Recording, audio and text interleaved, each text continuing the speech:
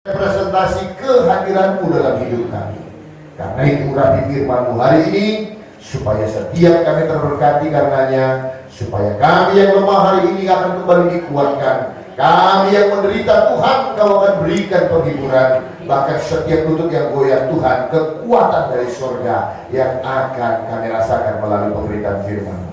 Ini setiap kami, Tuhan, kami sambut pemberitaan firman-Mu dengan segala ucapan syukur dalam nama Putra-Mu yang kudus, Yesus Kristus, Tuhan dan Juru Selamat kami yang hidup. Kita yang percaya dan bersiap mendengar firman Tuhan bersama-sama dengan saya, kita katakan amin. Silakan duduk kembali Bapak Ibu.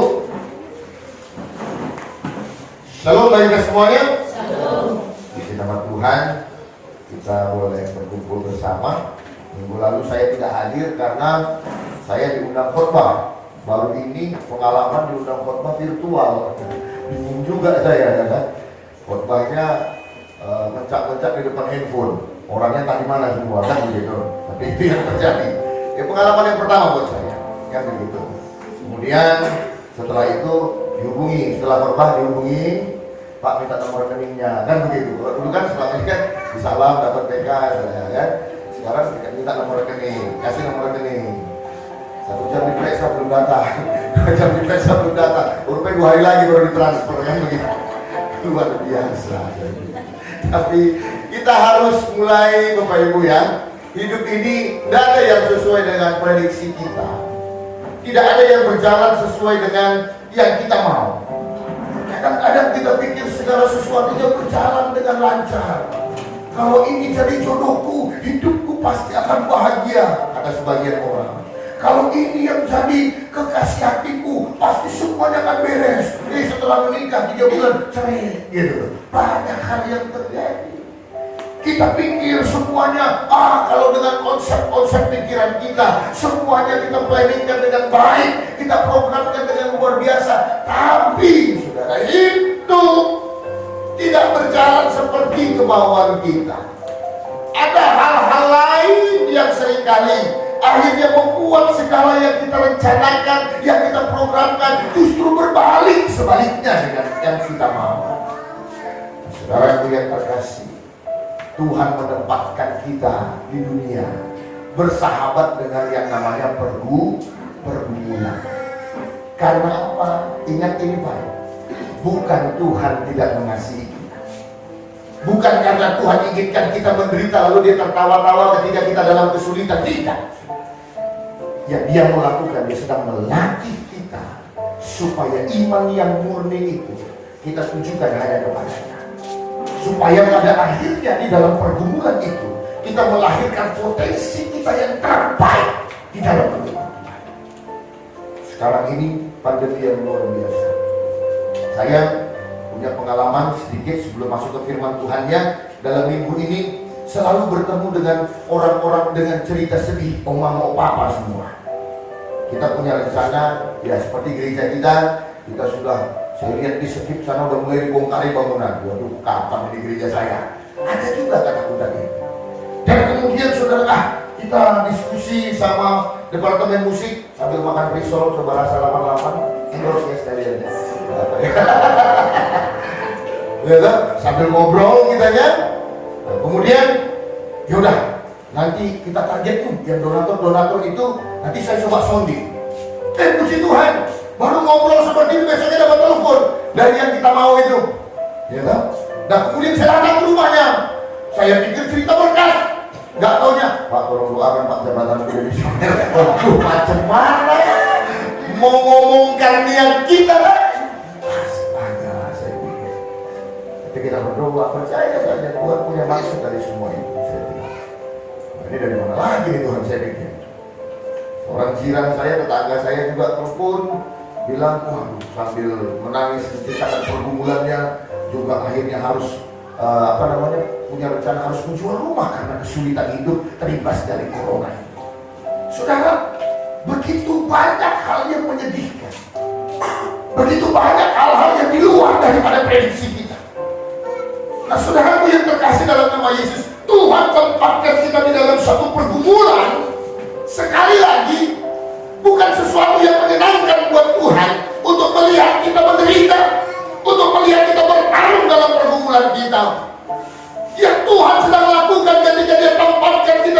tengah-tengah pergumulan. Dia sedang mau membuat kita untuk terlatih menghadapi masa-masa yang sulit itu. Dia mau supaya kita mengeluarkan potensi iman kita yang terbaik, sehingga pada akhirnya kita menjadi umat yang benar-benar mengasihi Dia, terlepas dan bukan karena motivasi yang lain, tetapi karena kita tahu Tuhan mengasihi kita dan kita merasakan kasih-Nya yang memberikan kita kekuatan dalam melewati banyak pergumulan kita. Hari ini banyak wajah-wajah baru saya lihat, puji nama Tuhan. Wajah-wajah yang baru, stok lama begitu ya. Ya kan, ada Yowana, ada Nisa ya.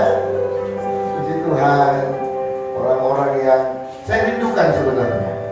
Hari ini kita boleh berkumpul bersama, puji nama Tuhan, untuk kebaikan Tuhan akan hal itu. Nah, hari ini kita mau belajar bagaimana sikap hidup kita ketika kita menghadapi atau berada di dalam suatu tekanan atau pergumulan di dalam hidup.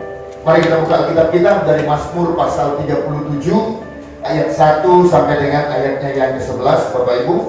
Mazmur pasal 37 ayat 1 sampai dengan ayat 11. Karena Mazmur enaknya baca responsoria ya. Ya, saya akan baca ayat pertama, Bapak Ibu baca ayat 2. Nanti di ayat 11 kita bareng-bareng bacakannya.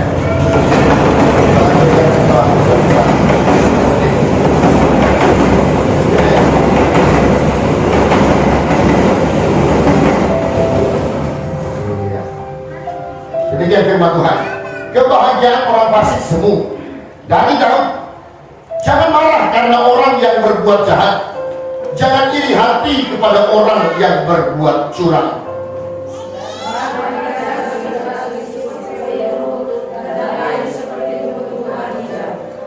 Percayalah kepada Tuhan dan lakukanlah yang baik. Diamlah di negeri dan berlakulah setia.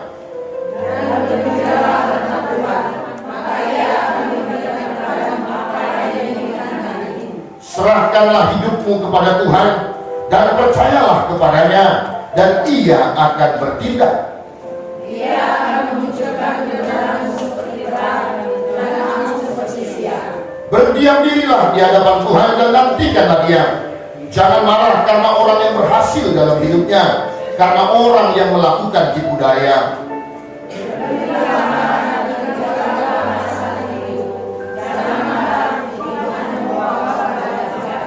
Sebab orang-orang yang berbuat jahat akan dilenyapkan, tetapi orang-orang yang menanti-nantikan Tuhan akan mewarisi negeri.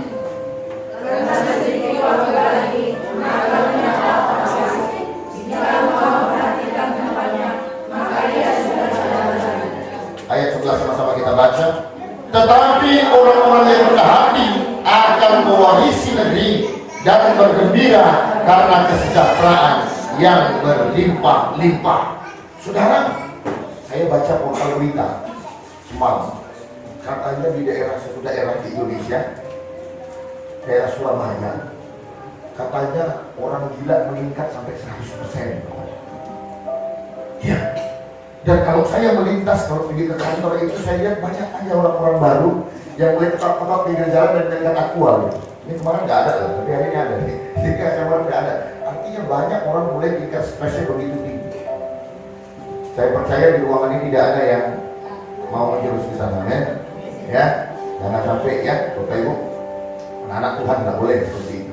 Nah, saudara, Mazmur 37 yang dituliskan oleh Daud ini juga menceritakan bagaimana pengalaman hidup. Dia juga pernah ada di tengah-tengah pergumulan yang sangat besar.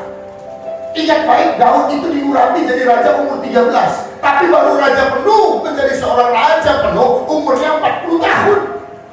Ada rentang waktu yang harus dia lewati, yang sedang dibentuk Tuhan. Sebelum menjadi raja yang besar, kau harus melalui proses demi proses, yaitu pergumulan-pergumulan yang luar biasa. Dia mengalahkan Goliat, tetapi akhirnya dibenci oleh Saul. Dia dikejar-kejar seperti buronan, padahal dia seorang pahlawan.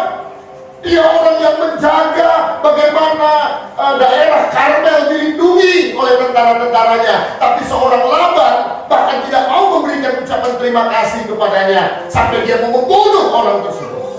Saudara, hidupnya pahit. Hidupnya tidak serta-merta ketika kita merasakan, oh kita lihat bagaimana hebatnya dia menjadi seorang raja. Tidak, dia dibentuk dari pergumulan-pergumulan yang luar biasa berat, dari pergumulan-pergumulan yang luar biasa hebatnya.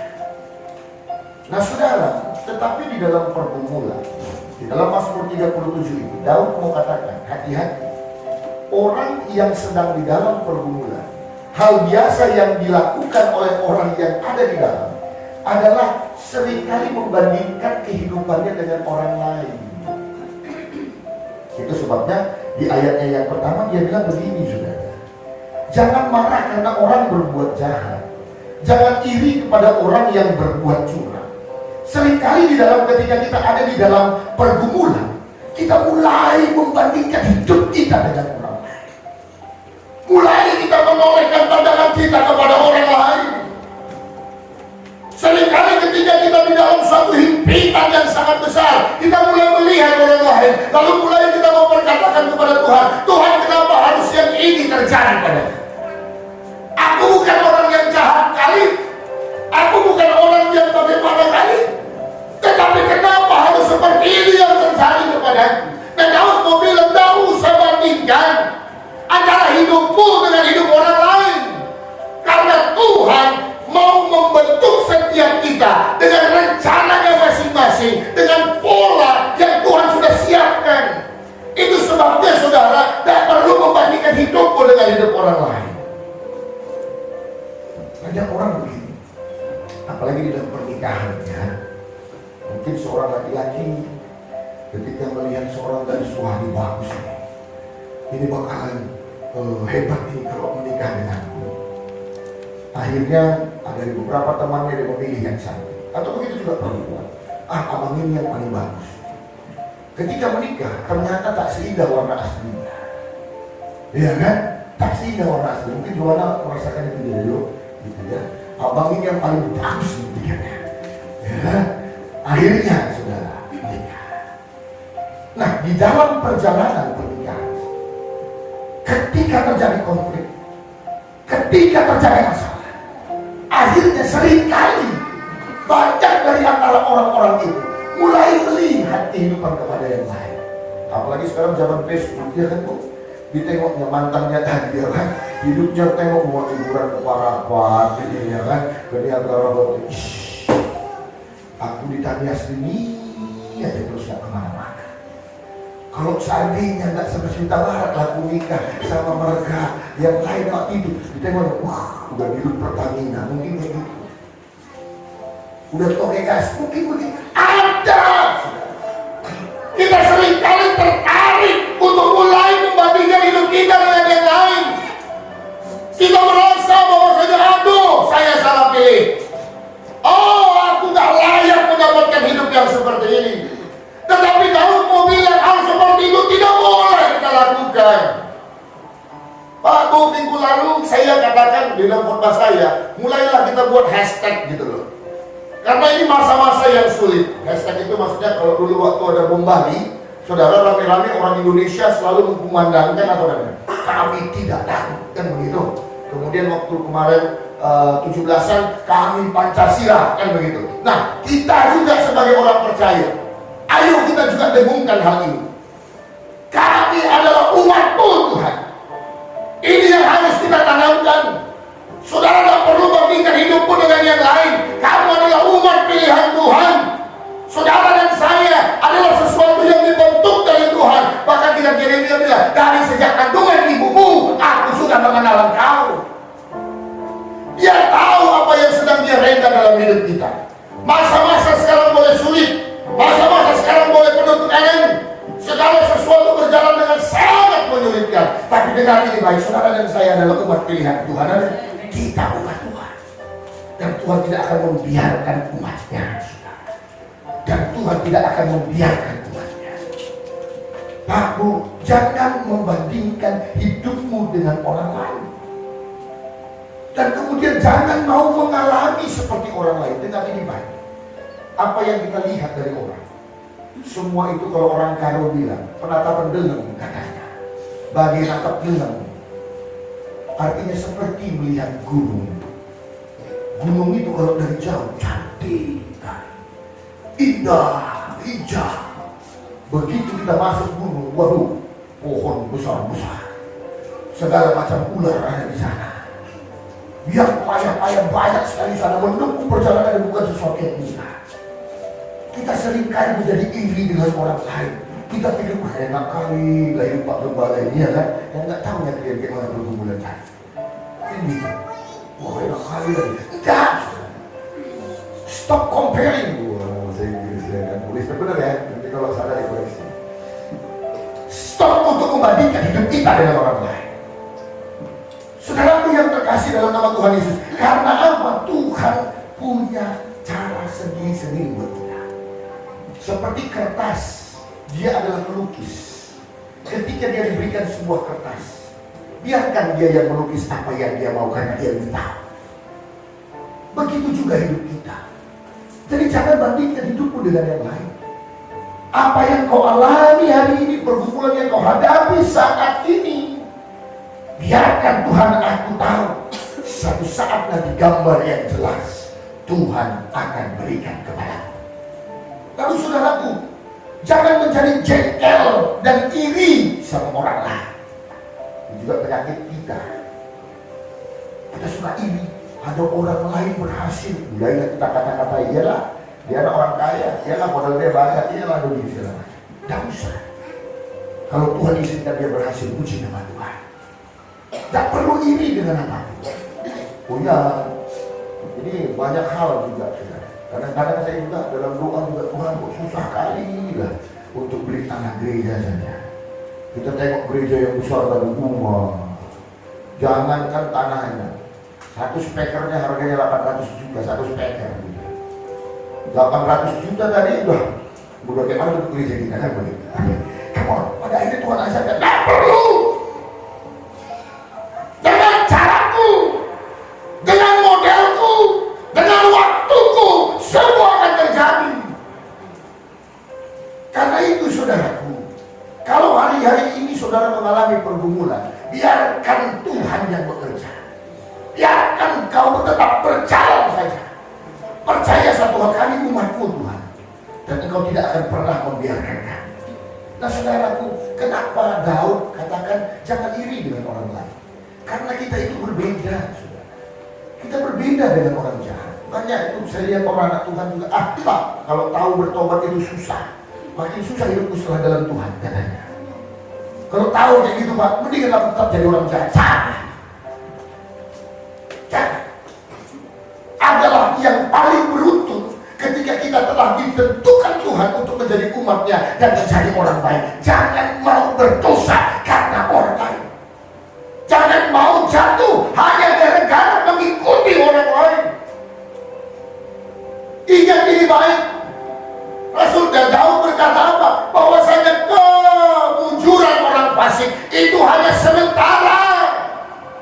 Yang kau lihat begitu hebat, yang kau lihat begitu luar biasa, yang kau lihat begitu mewah luar biasa. Kalau sesuatu itu bukan yang dari Tuhan, kalau yang didapat itu bukan dari sesuatu yang baik dan berkat dari Tuhan, semuanya akan terjadi.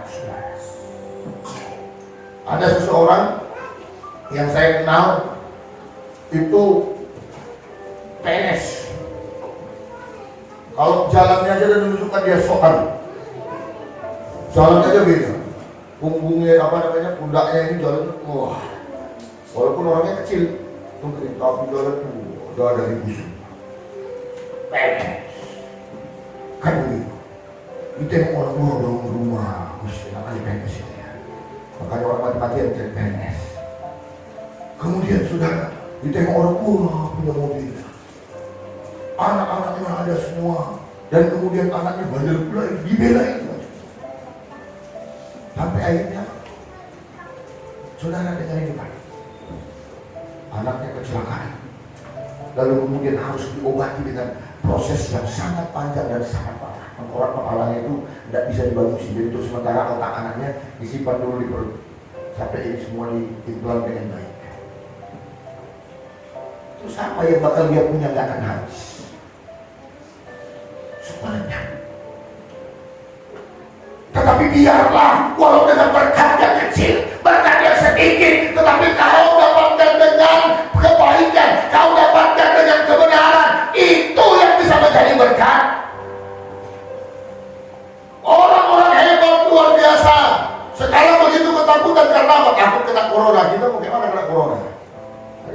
ya kan?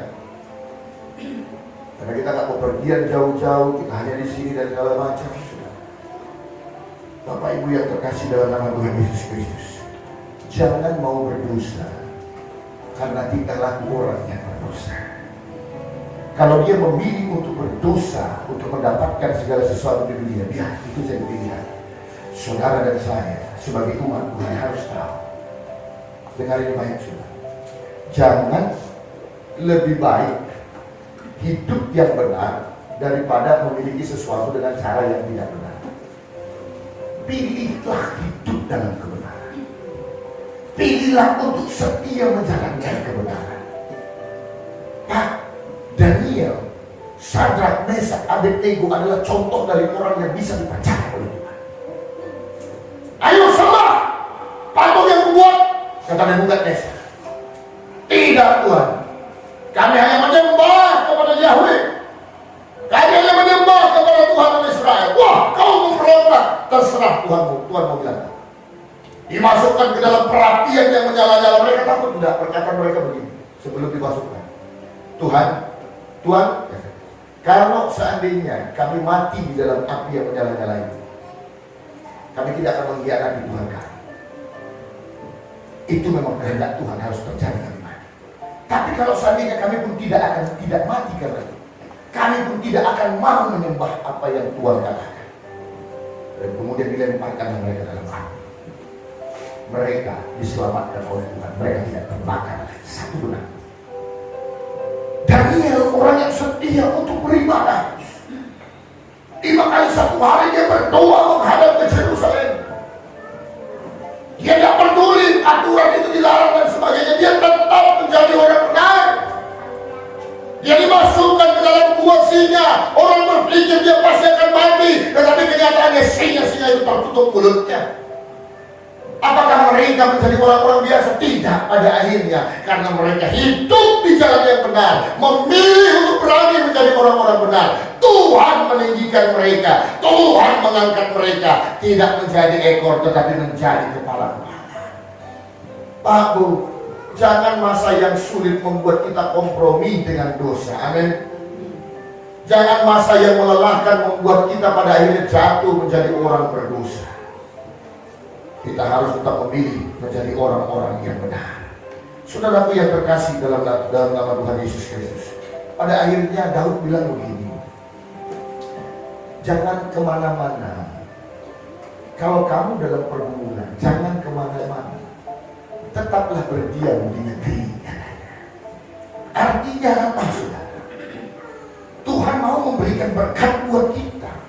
Nah, kalau kita mau mendapatkan berkat Tuhan, yang pertama yang kita lakukan adalah menanti-nantikan Tuhan. Sekali lagi, saya punya anak. Saya tahu yang jadi kebutuhannya. Saya tahu kapan saya harus berikan kepada anak saya. Nah itu, ibu kan semalam ke Sibolga nih, makanya nggak hadir hari ini. Jadi kami cerita-cerita sama anak-anak malam mingguan bertiga kami baru.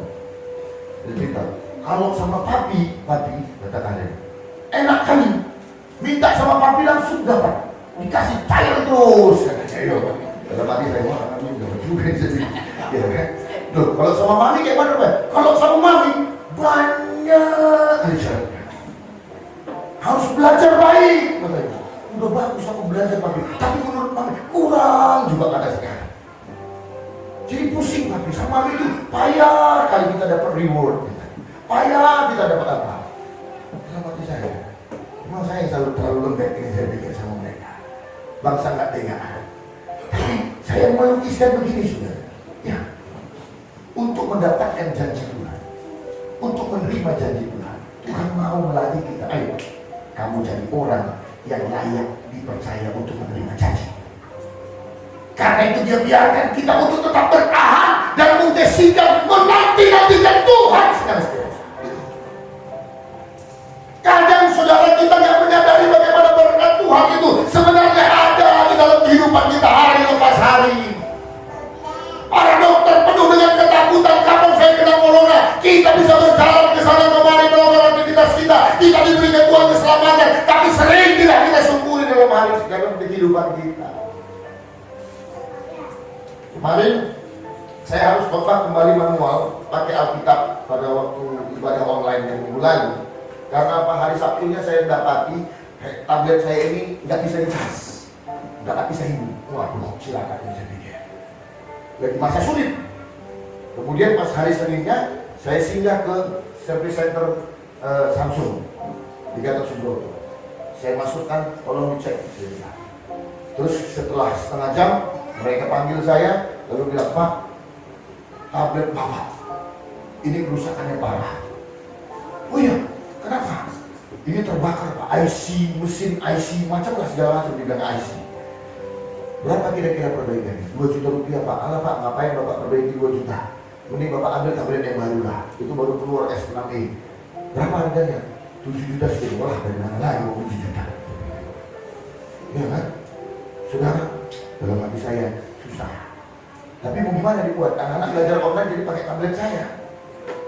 Saya nggak mungkin marahin anak-anak. Tapi saya berdoa, Tuhan, dari mana lagi? Gimana lah online? Udah kacau nih. Semua catatan khotbah saya di dalam pulang. Gimana saya? Saya nggak punya uang. Saya bilang sama Tuhan. Jika ceritanya udahlah, nggak apa-apa lah, belajar pakai Alkitab lagi biasa.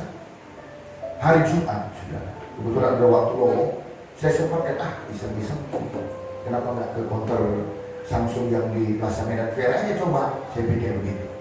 Nah saya ke Plaza Medan Fair, dan kemudian saya udah tahu kan dari awalnya memang udah rusaknya parah gitu. Cuman coba aja dissenting opinion-nya gimana. Ketika dimasukkan mereka, Pak ya, kita cek 15 menit, kemudian dipanggil lagi. Pak Yosef, ya bagaimana? Apa rusaknya? Saya bilang begitu. Enggak Pak, nggak ada yang rusak. Apa Bapak? Semua hidup kok Pak, bagus Pak. Benar, iya Pak. Hanya karena baterainya sudah terlalu habis, sudah kandas begitu, jadi harus dijamper sedikit Pak. Setelah itu udah aman kok Pak. Jadi nggak rusak, nggak aman Tuhan. Kita harus sadari hal yang seperti itu pun adalah berkat Tuhan. Ketika kita bertengkar satu dengan yang lain, konflik yang besar terjadi, lalu kita bisa berdamai satu dengan yang lain, itu juga berkat yang diberikan Tuhan buat kita. Jadi berkat Tuhan itu banyak hal, saudara. Jadi berkat Tuhan itu mengelilingi kehidupan kita. Kalau ada doa yang belum dijawab, bukan artinya yang lain Tuhan tidak bereskan. Tuhan siapkan yang lain, tetapi untuk sesuatu yang besar Dia mau nantikan. Waktuku akan tiba, waktunya akan tiba, aku akan membawa kebebasan kepadamu. Karena itu mari jadi orang yang menanti-nantikan Tuhan. Bersiap diri kita, bersiap diri kita untuk menantikan bagaimana Tuhan akan bekerja. Jangan kemana-mana, jangan mundur. Para rasul ketika Yesus terangkat ke surga, tetaplah di Yerusalem, nantikanlah penghibur akan turun ke atas. Kalau seandainya si Petrus agak jelas dulu ninggalin gua, gimana? Kalau seandainya dia pilih untuk pergi ke tempat baik lagi ke Galilea, atau dia pergi ke rumahnya lagi kembali, apakah dia akan mendapatkan kuasa Roh Kudus? Tidak. Kalau Tuhan bilang berdiamlah, tinggallah, maka tetaplah tinggal. Jadi jangan nanti saudara, aduh gimana gereja kami ini udah mau diantam sama PCKA, cuma kami dibubar kami. Saya mengatakan no. Ingat ini baik, ini pelayanan bukan milik siapa-siapa, tapi milik Dia. Dan kalau Dia yang punya, Dia akan membereskannya. Dan Dia akan membuat kita semuanya terkesima bagaimana Dia bekerja dengan luar biasa di tengah-tengah pelayanan kita. Amin. Lalu kemudian yang Tuhan mau lakukan supaya kita juga boleh mendapatkan berkat daripadanya, ayo menjadi orang yang rendah hati. Ayat 11 boleh ditampilkan? Oh ya, sudah kan? Tetapi orang-orang yang rendah hati akan mewarisi negeri dan bergembira karena kesejahteraan yang berlimpah-limpah. Tuhan mau sebelum Dia berikan janji, Dia mau supaya kita dilatih di dalam kerendahan hati kita. Dia mau supaya kita menyadari satu hal, hidup kita ini semata-mata hanya karena kasih karunia Tuhan. Tak ada satupun karena kehebatan kita, tak ada satupun karena kejagoan kita, tak ada satupun karena kemampuan kita sendiri. Kalau hari ini ini kita masih mampu berjalan di tengah-tengah pergumulan, itu juga karena kekuatan yang diberikan Tuhan kepada. Kalau hari ini kau tergerak untuk datang ke gereja karena kau penuh dalam pergumulan yang berat, itu juga karena Roh Kudus yang mengingatkan kepadamu dan Tuhan mengasihimu. Ayo datang kepadamu. Saudaraku, Dia sedang melatih kita untuk menjadi orang-orang yang rendah hati di dalam Tuhan. Dia mau kita tidak mengandalkan kekuatan kita. Dia mau supaya kita tidak mengandalkan apa yang menjadi kehebatan kita. Tak satu pun kita yang hebat. Itu sebabnya dilukiskan si Daud, bagaimana orang-orang fasik atau orang-orang hebat itu pada akhirnya itu seperti bunga rumput yang sebentar ada lalu kemudian lisut, habis. Coba lihat, semua orang mulai gentar, bukan karena nuklir, saudara. Orang kocar-kacir dunia ini, kocar-kacir luar biasa. Bukan karena orang-orang yang terlalu hebat, bukan karena nuklir yang sangat mengerikan. 2 juta orang waktu Hiroshima Nagasaki tewas karena bom atom. Sekarang katanya pengembangan nuklir itu kalau 1000 kali lipat daripada yang sudah pernah dijatuhkan ke Hiroshima Nagasaki. Orang semua mulai ketakutan. Negara-negara berunding, tidak boleh kita buat nuklir ya. Semua harus buat perjanjian. Kita harus buat fakta, tidak boleh menggunakan nuklir. Semua menjaga hal itu. Tapi dunia ditunggang balikan karena apa? Hanya karena virus kecil yang tidak terlihat apa-apa. Dunia sedang diajarkan oleh Tuhan, carilah orang yang rendah hati. Kau bisa mengobati kankermu, kau bisa memperpanjang umurmu, Anda boleh bisa untuk menciptakan segala sesuatu, tetapi engkau tidak akan bisa menghindari yang namanya kematian. Rendah hanya karena virus yang tak terlihat. Dunia kacau balau, ekonomi berantakan, orang penuh dengan gemetaran kemana-mana. Saudara, pergumulan yang kita alami, Tuhan sedang melatih kita untuk menjadi orang rendah. Manusia ini luar biasa kok, hebat.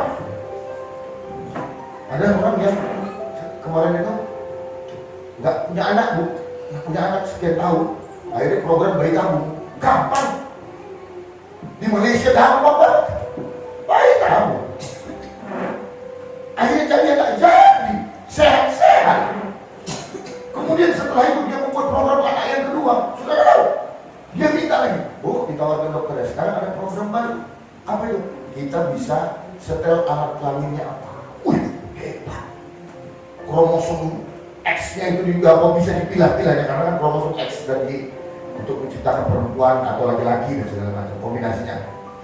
Bisa, tapi nambah ya Bu uangnya 30 juta lagi. Kalau ada pun bisa. Anaknya yang pertama laki-laki, anaknya yang kedua, Pak kami mau perempuan. Perempuan. Gila. Itu sebabnya banyak ilmuwan-ilmuwan yang akhirnya mulai tidak percaya pada Tuhan. Banyak sains-sains itu yang pada akhirnya Allah, semua bisa direkayasa, semua bisa diciptakan. Tapi hari ini dunia terdiam, dunia terbodoh, semua begitu ketakutan karena virus corona. Itu sesuatu yang tak terlihat. Dunia kau sudah terlalu sombong pada Tuhan. Diizinkan Tuhan hal yang ingin terjadi. Ayo saudara, kita jadi orang yang rendah hati. Coba bilang kanan kiri, jadi orang rendah hati. Iya.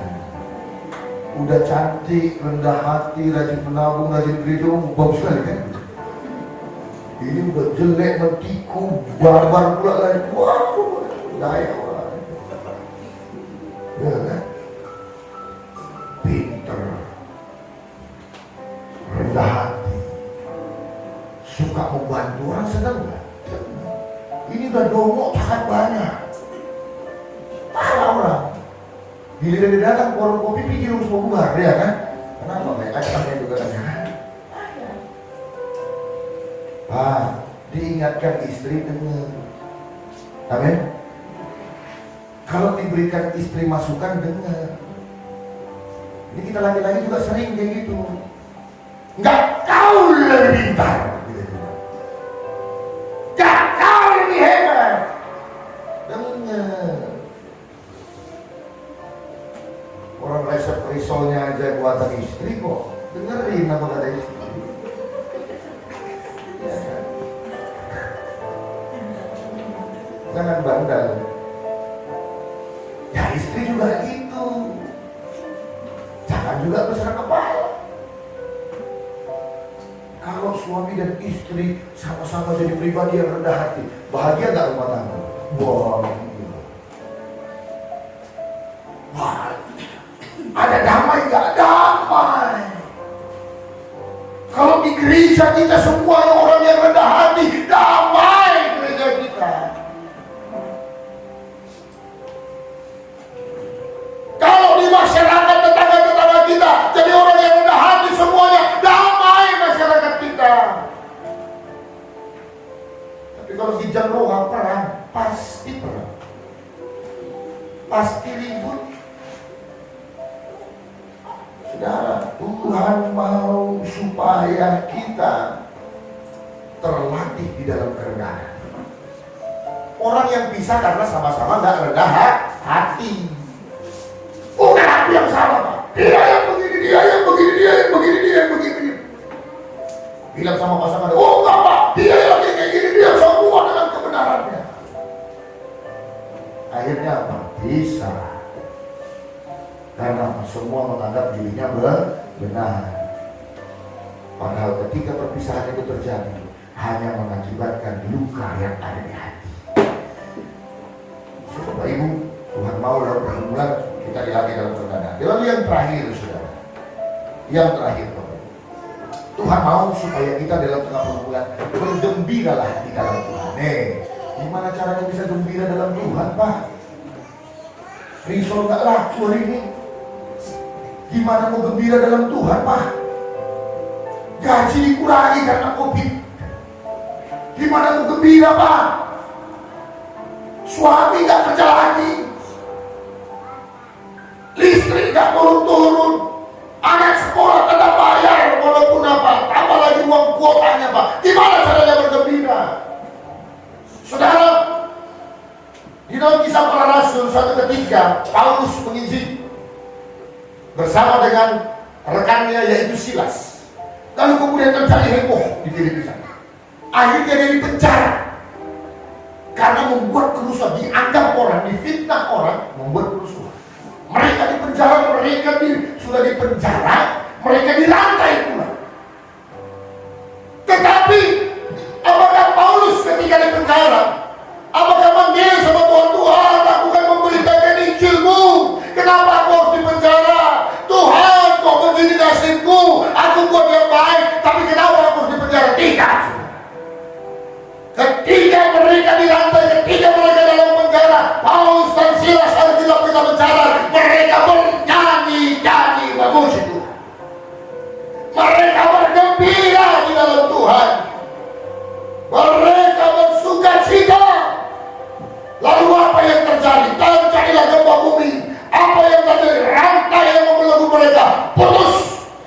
Pintu penjara yang menutup mereka terbuka. Sampai kepala penjara ini bergawat, aku udah napi lari semua. Dia mau bunuh diri. Tetapi bos bilang, jangan. Kami gak lari, kami di sini. Itu buktinya mereka bisa bergembira di tengah-tengah pergumulan mereka. Pak, Bu, kalau sekarang kita sedang dalam pergumulan, saya mau katakan, ayo tetap bergembira dalam Tuhan. Ayo tetap menaikkan syukurmu kepada Tuhan. Jangan mau dikalahkan oleh keadaan. Jangan karena lihat dompet, uang yang warna merah tinggal selembar, uang yang pakai golok itu yang tinggal 3 lembar, lalu kau mulai panik dan mulai marah.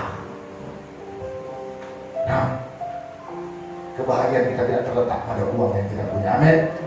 Kebahagiaan kita tidak terletak dari aset yang kita punya. Kebahagiaan kita terletak karena kau tahu, saya punya Tuhan yang mengasihi hidup saya. Saudara, bergembiralah dalam Tuhan. Daud mengalami pergumulan yang besar, sudah jadi raja pun anaknya mengkhianatinya. Sudah jadi raja, dia sempat tersingkir dari kerajaannya. Tetapi dia tahu satu hal, dia tahu harus tetap bersyukur apapun yang terjadi di dalam hidup kita. Pilihan yang salah boleh kita lakukan. Mungkin kita berjalan dalam jalan yang salah, dan itu sudah terjadi di dalam. Kita tak bisa ubah masa lalu, tapi kita bisa mengubah masa depan kita. Pilihlah untuk tidak bersungut-sungut pada Tuhan, tapi tetap memilih untuk tetap bergembira dan bersuka cita dengan Tuhan. Belenggu yang mengikat Paulus dan Silas, penjara yang menutup mereka adalah sebenarnya perlambang daripada belenggu dosa, belenggu penderitaan, belenggu yang namanya kemiskinan, apapun itu yang pasti tidak menyenangkan kita. Artinya semua yang tak mengenakan itu bisa dikalahkan kalau kita tetap menjadi orang yang tahu bersyukur, mau tetap bergembira di dalam Tuhan.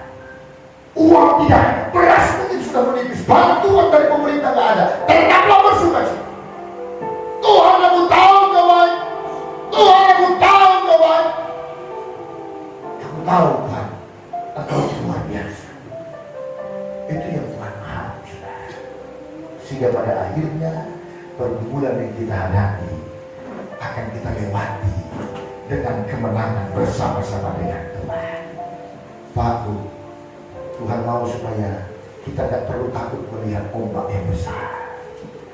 Tuhan mau ketika kita lihat ombak yang besar, Tuhan bilang, ambil tempat seluncurmu dan mulailah berseluncur di atasnya. Itu yang Tuhan mau. Ombakmu apa? Sakit penyakit.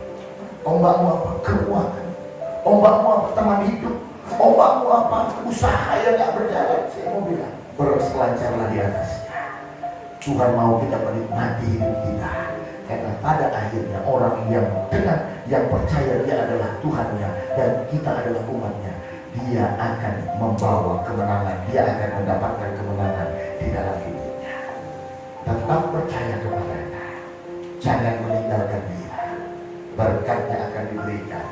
Carilah orang yang rendah hati, kau akan mendapatkan bagaimana kemurahan Tuhan dinyatakan dalam hidupmu. Mari kita sebutkan hati kita bersatu di dalam doa.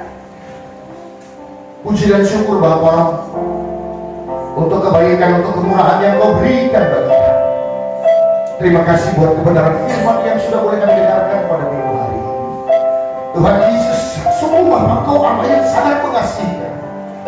Engkau Bapa yang luar biasa, mengasihi segala aspek dalam hidup kami. Hari ini Tuhan, kalau kami di tengah-tengah pergumulan kami Bapa, Engkau sedang melatih iman kami, Engkau sedang melatih kemurnian kami di dalam mengikuti kami. Engkau mengingat kami supaya menjadi pribadi yang rendah hati. Engkau mengingat kepada kami supaya kami mampu tetap bersuka cita dalam segala kehidupan. Tuhan Yesus, sesungguhnya persoalan-persoalan dan pergumulan kami hadapi, semuanya itu Tuhan akan menambah warna dalam hidup kami sebagai orang percaya.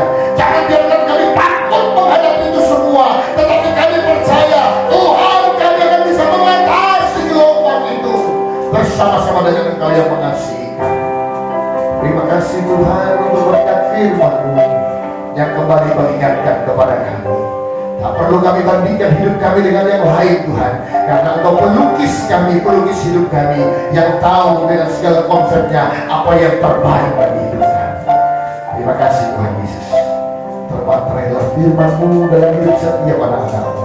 Kami tidak gentar menghadapi masa-masa yang sulit ini. Kami tidak gentar menghadapi masa-masa yang memberatkan ini, karena kami tahu kemenangan akan menjadi milik orang yang menanti-nantikan Tuhan, yang rendah hati di hadapan Tuhan, dan yang percaya kepada-Mu. Terpuji nama-Mu Tuhan, ini doa kami Bapa, dan kami mengakhiri memberikan firman-Mu dengan ucapan syukur dalam nama Putra-Mu yang kudus, Yesus Kristus, Tuhan dan Juru Selamat kami yang hidup, kita yang percaya dan berkati Tuhan.